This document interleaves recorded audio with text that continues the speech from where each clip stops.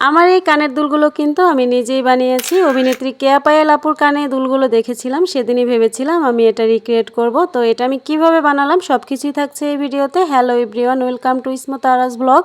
তো আমার এই ইয়াররিংস বানানোর জন্য আমি 2 প্যাকেট ক্লে নিয়েছি মাত্র 10 টাকা দিয়ে।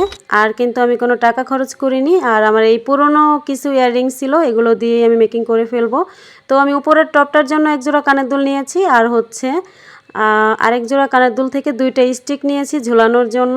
তো আমি এখন হচ্ছে ক্লে দিয়ে বল করে চাপ দিয়ে উপরের টপটার উপরে লাগিয়ে দিলাম, তারপরে হচ্ছে স্টিকটা লাগিয়ে দিচ্ছি।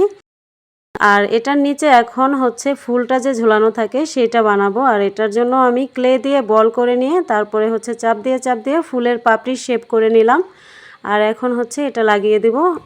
আর মাঝখানেও কিন্তু আমি একটা হলুদ কালারের বল করে চাপ দিয়ে লাগিয়ে দিয়েছি। তো এটা কিভাবে লাগালাম সেটা কিন্তু দেখলেই বুঝতে পারবেন।